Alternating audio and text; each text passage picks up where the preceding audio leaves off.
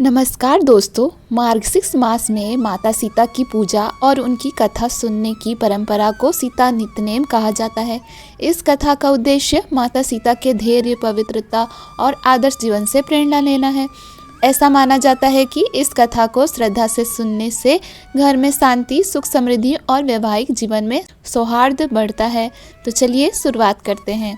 राम आए, लक्ष्मण आए, देश के पुजारी आए, नितनेम का नेम लाए, आओ राम बैठो राम, माखन मिश्री खाओ राम, दूध बताशा पियो राम, सूत के पलका पोटो राम, शाल दुशाला ओढ़ो राम, राम संवारे सबके काम, खाली घर भंडार भरेंगे, सबका बेड़ा पार करेंगे, जय श्री राम जय जय राम। यह कहानी सीता माता कहती थी और श्री राम इसे सुना करते थे। एक दिन श्री राम भगवान को किसी काम के लिए बाहर जाना पड़ा तो सीता माता कहने लगी कि भगवान, मेरा तो 12 वर्ष का नित्यनेम है, अब आप बाहर जाएंगे तो मैं अपनी कहानी किसे सुनाऊंगी। श्री राम ने कहा कि तुम कुएं की पाल पर जाकर बैठ जाना और वहाँ जो औरतें पानी भरने आएंगी उन्हें अपनी कहानी सुना देना। सीता माता कुएं की पाल पर जाकर बैठ जाती हैं। एक स्त्री आई, उसने रेशम की जरी की साड़ी पहन रखी थी और सोने का घड़ा ले रखा था। सीता माता उसे देख कहती हैं कि बहन, मेरा 12 वर्ष का नित्यनेम सुन लो। पर वो स्त्री बोली कि मैं तुम्हारा नित्यनेम सुनूंगी तो मुझे घर जाने में देर हो जाएगी और मेरी सास मुझसे लड़ेगी। उसने कहानी नहीं सुनी और चली गई। उसकी रेशम जरी की साड़ी फट गई, सोने का घड़ा मिट्टी के घड़े में बदल गया। सास ने देखा तो पूछा कि ये किसका दोष अपने सिर लेकर आ गई है। बहू ने कहा कि कुएं पर एक औरत बैठी थी, उसने कहानी सुनने के लिए कहा, लेकिन मैंने सुनी नहीं, जिसका यह फल मिला। बहू की बात सुनकर अगले दिन वही साड़ी और घड़ा लेकर सास कुएं की पाल पर गई। सास को वही माता सीता बैठी मिली तो माता सीता ने कहा कि बहन, मेरी कहानी सुन ले।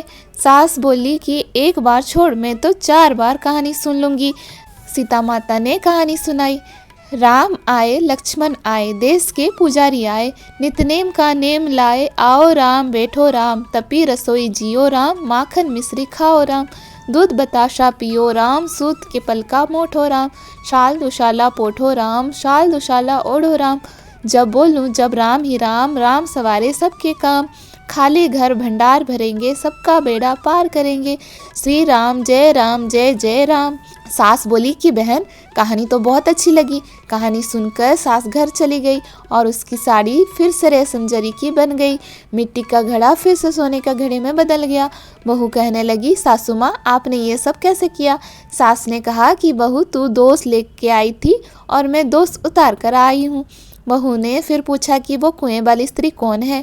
सास बोली कि वो सीता माता थी, वो पुराने से नया कर देती हैं, खाली घर में भंडार भर देती हैं, वो लक्ष्मी जी का वास घर में कर देती हैं, आदमी की जो भी इच्छा हो उसे पूरा कर देती हैं। बहू बोली कि ऐसी कहानी मुझे भी सुना दो। सास बोली कि ठीक है, तुम भी सुनो, और सास ने कहानी शुरू की।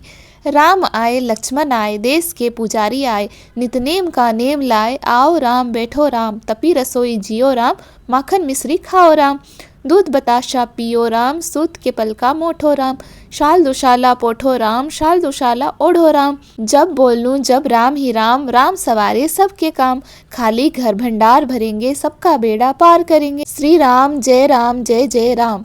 कहानी सुनकर बहू बोली कि कहानी तो बहुत अच्छी है। सास ने कहा कि ठीक है, इस कहानी को रोज कहा करेंगे। अब सास बहू रोज सवेरे उठती, नहाती धोती और पूजा करने के बाद नित्यनेम की सीता की कहानी कहती।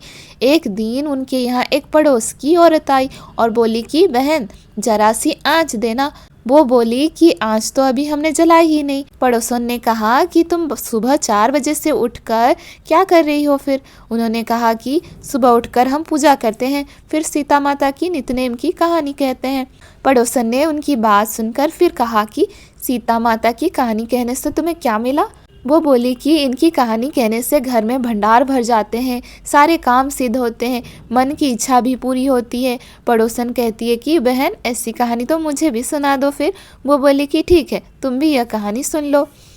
राम आए, लक्ष्मण आए, देश के पुजारी आए, नितनेम का नेम लाए, आओ राम बैठो राम, तपी रसोई जियो राम, माखन मिश्री खाओ राम, दूध बताशा पियो राम, सूत के पलका मोठो राम, शाल दुशाला पोठो राम, शाल दुशाला ओढ़ो राम, जब बोलूं जब राम ही राम, राम सवारे सबके काम, खाली घर भंडार भरेंगे, सबका बेड़ा पार करेंगे, श्री राम जय जय राम। सारी कहानी सुनने के बाद पड़ोसन कहने लगी, बहन कहानी तो मुझे बहुत अच्छी लगी। अब वो पड़ोसन भी नितनेम सीता माता की कहानी कहने लगी। कहानी कहने से सीता माता ने पड़ोसन के भी भंडार भर दिए। हे सीता माता, जैसे आपने उनके भंडार भरे वैसे ही आप हमारे भी भंडार भरना, कहानी सुनने वाले के भी और कहानी कहने वाले के भी।